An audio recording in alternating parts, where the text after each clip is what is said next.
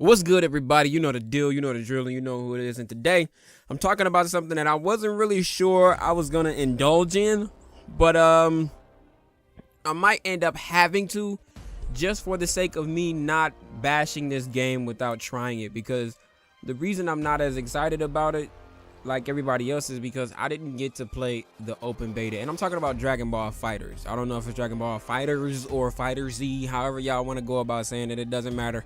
You know what game I'm talking about. Now, what I wanted to, I don't know how I feel about this game. I mean, anything Dragon Ball Z related, it's of course exciting because as a fan of the show, you know, you just kind of want to indulge in whatever they have going on in terms of the video games. You know, I bought Battle of Z. You know, I didn't think it was as bad as everybody else thought it was, but it wasn't really that good either. It was more like on the average side. I would have gave it like a 4.5 or a 5 at the most.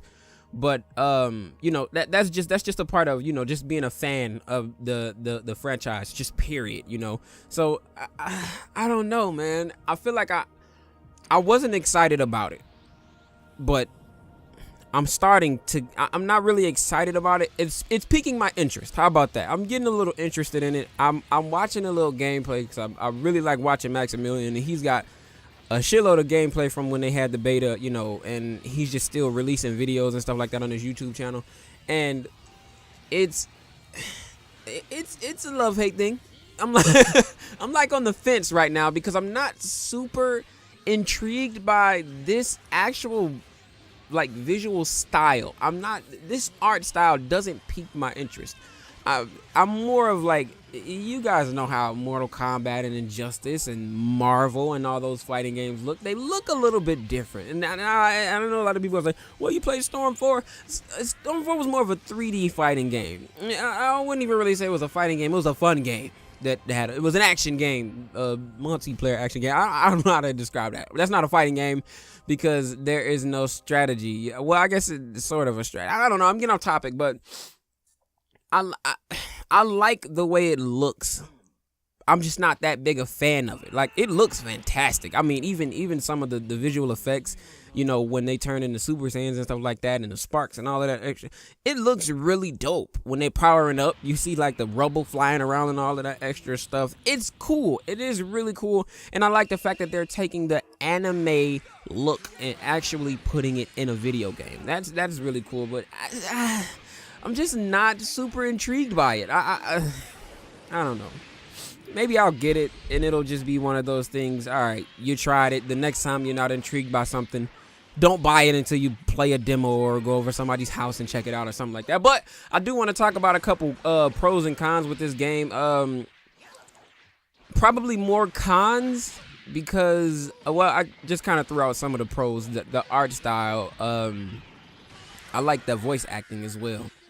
Pretty much just the art style, man. That's all I see because I haven't played the beta, like I told you guys. So right now all I see, and I think that's what's got everybody excited about it, it's the way it looks. It looks like Guilty Gear. Everybody loves the way Guilty Gear looks. It's got that real gritty anime look. You know, it looks like it was drawn into the video game. You know, you gotta go and when you go and pick the characters, they all look the way they're supposed to look. They look like the actual anime, and that is really dope. I'm a fan of that. I don't know, man. Hopefully, it's not like a one-button masher like Storm, the Naruto Storm games. It's weird, man. I don't know how I feel about this game, but I am still getting on a different topic. I do want to talk about some of the stuff that I like so far. What I do like is that the devs for this game have noticed that I don't think there's really much to it, considering it's more of an actual comic book style, so it shouldn't take them that long. And they're releasing it January 26th. I mean, technically January 25th midnight, but it does come out between January 25th and 26th. And I think that's cool. They noticed that it doesn't take that much for this game, so they're releasing it a little bit sooner than what people were expecting. But within that release, in the light of recent news, the 8 DLC characters they're talking about, we got a bit of bad news. And that bad news was that the collector's edition does not entail those 8 characters. You know, you going to, it's $140 freaking dollars. I better get every bit of digital gameplay that there is possible for this. Like, that's the cost of 2 brand new video games. But the fact that they're telling us about DLC characters pre-release is ridiculous. I can never get down with that. Like, there's no reason you should be telling us that you already got plans for DLC characters before the game is even out. The only time DLC characters should be mentioned is after the game is out, when people are giving feedback.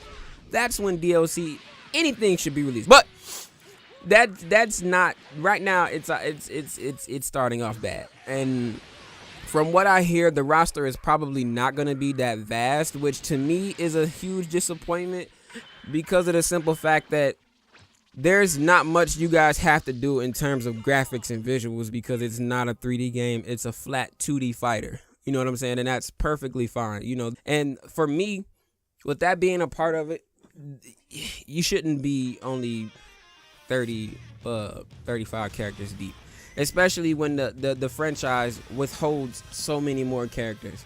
Now, if you're going to release 8 characters, cool. For one, don't tell us about it pre-launch. That is horrendous. That is, I don't even know how to describe that. That is stupid.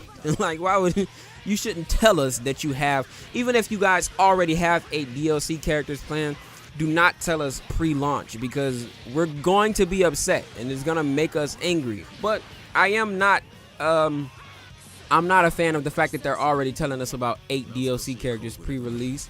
I'm not a fan of the fact that the collector's edition does not withhold all the first initial fighters core pack or whatever the hell it's called.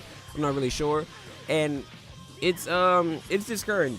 It really is discouraging. I'm not sure that I don't know. I don't know what I want to say about that. But I'll just have to buy it and see, man. The game looks a bit like, it doesn't look like Marvel. It just looks like it'll feel like Marvel versus Capcom. You guys understand what I'm saying? In terms of like the leader switching and, you know, the ultimates you can do. You can actually combo ultimates, you know. And I'm only saying that it feels like Marvel because Marvel came out first. But I want to ask this question. I'm going to pose a question to you guys. Is Fighters a strategic game? Are there overheads? Are there grabs? Are there mix-ups? Are there, you know, OTGs? Are there, you know, all of this stuff? Is this part of this game? Because right now, to me, it looks a little bit bland. I don't know if there's like a punch button or a kick punch, high punch, low punch, kick punch, all that extra. So I don't know if those are mechanics, but hopefully it'll. I just wanted, if I buy this game, man, I want it to feel like a fighting game. I don't want to waste $60 on this game and it doesn't feel legit. But these games are about, for me, it's more about having fun. You got people like Sonic Fox who compete at the highest level to earn money, and I wish I was that good, but I'm not. So like, all of these games are about having fun to me, and I really want to see if there's more of, I want to see if there's more of a strategic thing to it, because it's not just about mashing one button. You go in and you fight and you do all of this extra stuff. And I want it to be, you know, if I can sweep, if he's blocking and he's not watching his lower half, you know, if I can press the down punch button, or if I can do an overhead. Like Trunks has a sword. Can I bring my sword off my back and hit him on top of the head with his sword? There's just questions I don't know about. Please get in the comment section, because I know a lot of people had the beta. I didn't get to partake in the beta. Like I said, I really wasn't that interested in it. So just get in the comment section and tell me what you guys think about Fighters. Is it a strategic game? Are there different mix-ups, you know, cross-ups, all of that extra stuff? Can you do grabs? Are there overheads? Are there lows?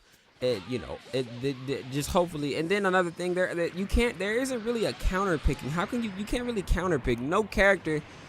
I haven't seen it, because I see people pick Krillin, and if the same aspect that Xenoverse has applies to Fighters, then I don't think people would be picking Krillin. So I'm gonna assume that there isn't a strength gap.